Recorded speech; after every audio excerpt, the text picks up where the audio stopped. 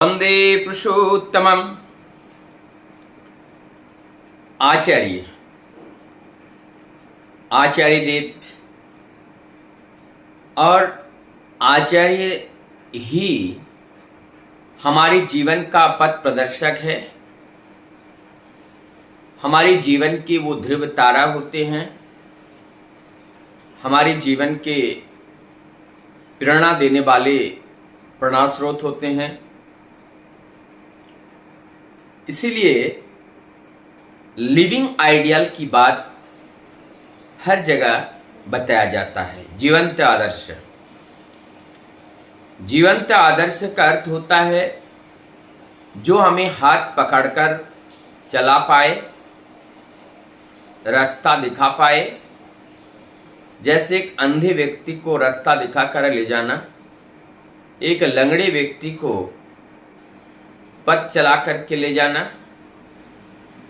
इस तरीके के जो दिशाहारी है, जिनके जीवन में दिशा ही खो गया, दिशा देने का काम एकमात्र आचार्य ही करते हैं।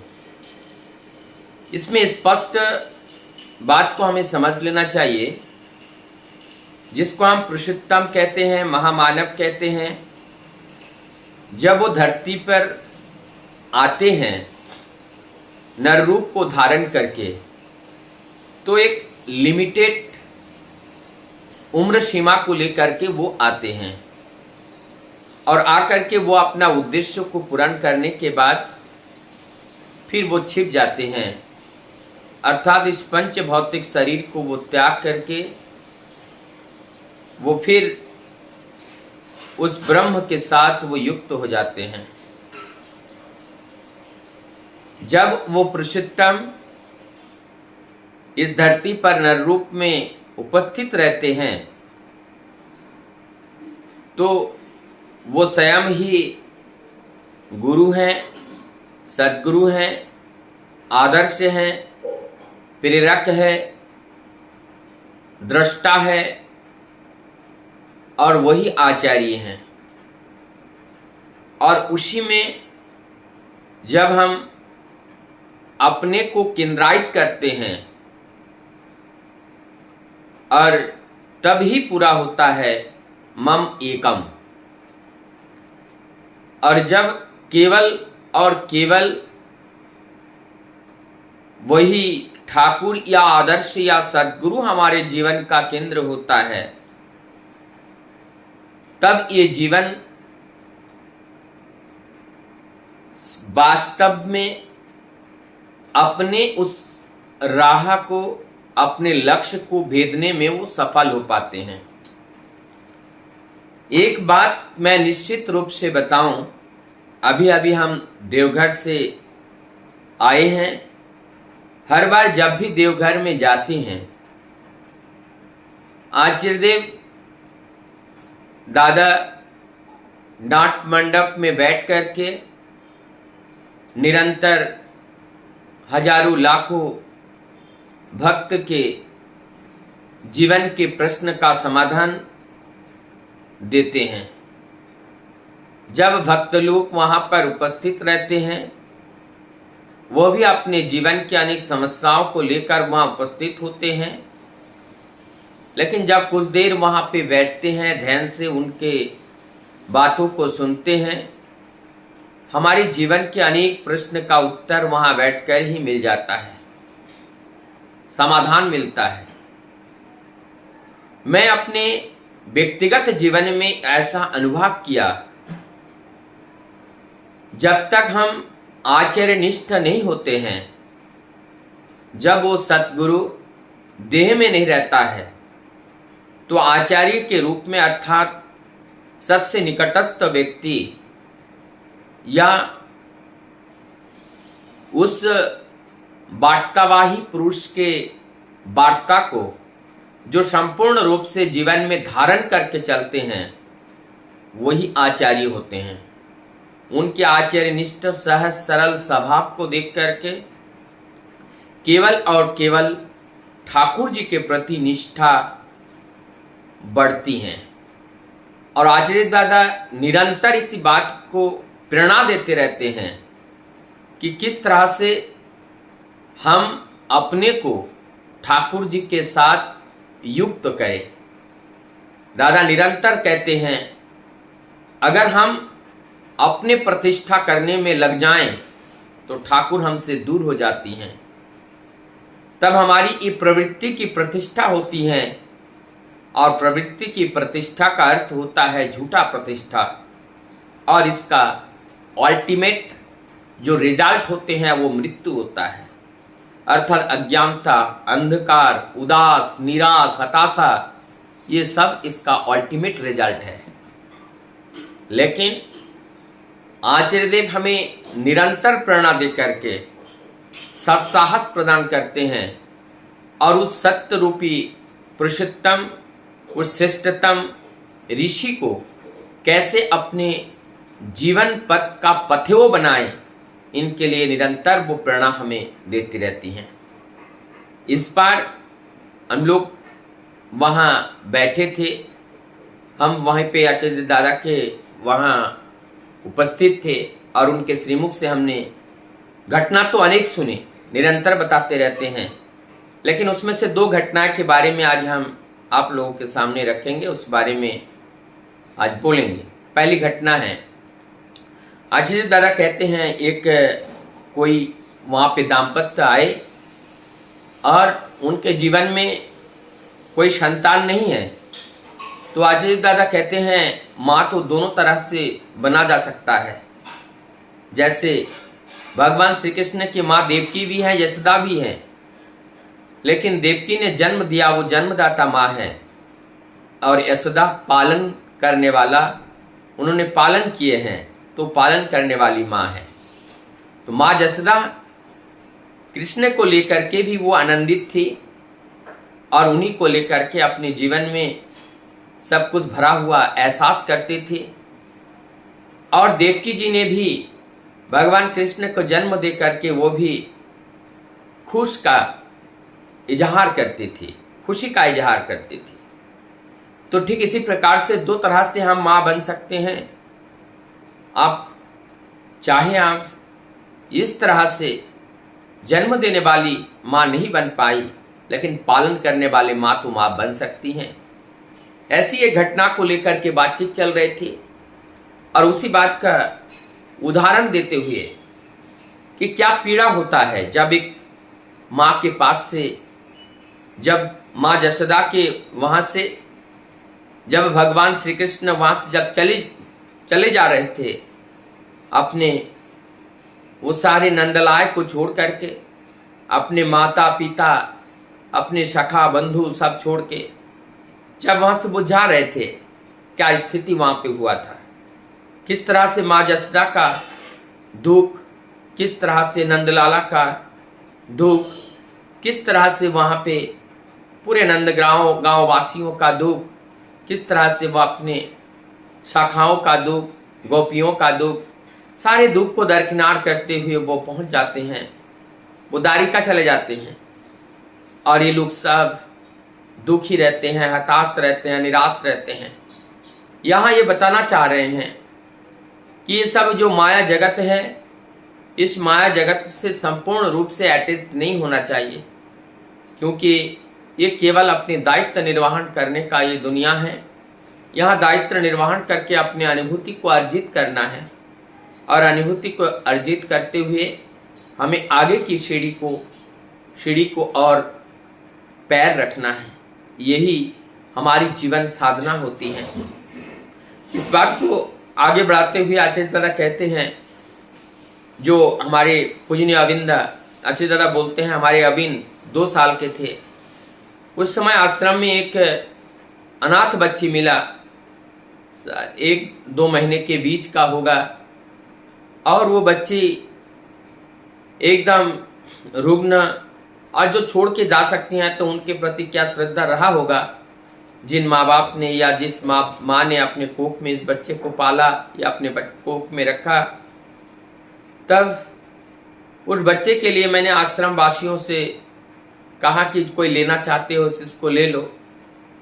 तो वहाँ पर लेने के लिए कोई हाँ नहीं भरी। उनका दृश्य भी उतना अच्छा दिखाई नहीं दे रहा था। बड़े दुखी और बड़े इस तरह से जो छोड़ा हुआ बच्चा, अनाथ बच्चा, जिसके केवल नाथ ही है और वो आज नाथ के पास पहुंच चुके हैं। आचार्य दादा के असीम करुणा, उनकी दया, उनकी ममता का दरवाजा खुल गया। उन्होंने उस बच्चे को अपने पास लिया और ला करके घर पे आते हैं। हमारे बड़ बौरानी माँ से आचार्य दादा प्रार्थना या निवेदन की भाव में विनम्रता से और जो भी भावनाएं उस समय हो रहे थे उसका वर्णन हम अपने साधारण भाषा में नहीं कर सकते हैं। तो सब कुछ समाहित करके जब हमारी आचार्य माँ, हमारी बड़बो रानी माँ से आचार्य देव दादा बोले कि आप क्या इस बच्चे को ले सकती हो, पाल सकती हो। माँ ने इसका कोई प्रत्युत्तर ना दे करके उन्होंने सहमति जाहिर की और उस बच्चे को लिया। और तब आचार्य दादा बता रहे थे, रात में बता रहे थे, अबिन हमारे पास और वही बच्चा उनके माँ के पास, अर्थात पूजनीय अविंदा के माँ के पास, बड़बौरानी माँ के पास। इस तरह से 1-2 महीना बीतता है। बच्चा का रूप, रंग, चेहरा एक दैवीय हो जाता है। बहुत ही सुंदर उनका वो रूप, रंग, चेहरा हो जाते हैं। तब आश्रम में बहुत लोग आते हैं। जब ये खबर मिला उस बच्चे को लेने के लिए, लेकिन हाँ नहीं भरी। लेकिन एक सज्जान व्यक्ति आए। वो कभी आश्रम में नहीं आते हैं, बड़े ऊंचे अद वाले व्यक्ति हैं और अच्छा उनका बिजनेस सब कुछ है, लेकिन ठाकुर जी का दर्शन करने के लिए नहीं आते हैं। जब बच्चे के नाम सुने, ठाकुर जी कहते हैं, हम जैसे तुच्छ व्यक्ति के सामने वो व्यक्ति आकर के दोनों हाथ जोड़ करके वो उस बच्चे की लेने का प्रार्थना कर रहे हैं। तब मैं सोचा कि इससे अच्छा उपयुक्त पात्र और कहाँ मिलेगा, तो उन्होंने देने के लिए हाँ में हामी भर दी। इस बात को सुनते ही बड़ बौरानी माँ के दोनों आंखों से आंसू बहने लगी। साथ ही आचार्य देव दादा भी इस करुण दृश्य को देख करके अपने को कहाँ रोक पाए। लेकिन दादा कहते हैं कि देने का एक ही मात्र उद्देश्य या मकसद हमारे पास था। हम उनको देना नहीं चाह रहे थे, ना तो वो पालने वाली माँ, लेकिन कुछ हमने इस तरह से सोचा कि जब गुरु परिवार में लोग प्रणाम करते हैं और उस समय उनको मन में एक तरह का खोट उत्पन्न होगा, जिससे उनकी साइकोलॉजिकल चेंजेस अपने मानसिक स्तर पर आ सकती हैं। क्योंकि जब गुरुजनों के द्वारा प्रणाम किए जाते हैं, आज उस प्रणाम से उनका अकल्याण हो सकता है। और ये भी एक वजह था कि हमने देने का विचार किया। ऐसी ये घटना यहाँ पर समाप्त करते हैं। लेकिन बाद में दादा बोल रहे थे, आज वो बच्ची बहुत बड़ी हो गई, बहुत इंटेलिजेंट है, पढ़ लिख करके वो अपने ऊंचे पदों पर और वो समाज, राष्ट्र की सेवा में लगी हुई हैं। तो और एक घटना जो मैंने अभी जिक्र किया, वहाँ पे घटना ये है, डीपी वर्क का काम चल रही है। एक माँ बहुत गरीब और वो ठाकुर जी को दीक्षा ली हुई थी। उनके पति देवता 15 साल से घर से बाहर, पता नहीं वो जिंदा है या मर गया है। लेकिन जब 15 साल से जब पति विहीन रहती हैं, परिवार का क्या स्थिति होता है। परिवार एकदम अचल, चलने लायक की स्थिति में नहीं है। इस स्थिति में चल रही हैं और वो माँ इष्टनिष्ठ भी है। और मरता क्या नहीं करता, जब सारा दरवाजा बंद होता है तो ईश्वर का दरवाजा में लोग जाकर खटखटाते हैं। और वो इष्टनिष्ठ होकर के प्रभु के काम में लिप्त हो गए। जैसे मंदिर निर्माण का काम जगह जगह पर चलती हैं, सभी लोग दान कर रहे हैं। माँ मानी मन सोच रही थी कि हमारे पास तो कोई अर्थ नहीं है, इस मंदिर निर्माण के कार्य में मैं अपनी आहुति क्या दूं। तब उनके खाते में एक दिन देखा कि 6,000 रुपये गवर्नमेंट की ओर से उन्हें मिला। तब उन्होंने उस 6,000 रुपये के पूरा निकाल करके ठाकुर मंदिर के निर्माण कार्य में देने का संकल्प किया। लोगों ने कहा कि तुम्हारे पास ये 6,000 रुपये आए और तुम ठाकुर निर्माण कार्य में दे रहे हो, कैसे बेवकूफ हो। तुम 1,500 जो भी है दे दो और अपने काम में लगाओ। उस माँ ने प्रत्युत्तर में कहा कि इस पैसे से ना तो हमारा समस्या का समाधान होगा, लेकिन हाँ, जो हमारा ठाकुर जी का मंदिर बन रहे हैं उसमें अगर मैं किंचित उस गिलहरी की तरह अगर मैं सहयोग कर पाऊँ तो यही हमारे लिए सबसे बड़ा भाग्य होगा। ये सोच करके वहाँ पे दे देती हैं। जब वहाँ पे वो 6,000 रुपये लेकर के जाती हैं, कर्तृपक्ष देख करके एकदम चौंक जाते हैं। जिस माँ के पास खाने का पैसा नहीं और उस माँ के पास कभी इन लोगों ने अपना अधिकार भी नहीं जमाया, ना तो कुछ देने के लिए कहा।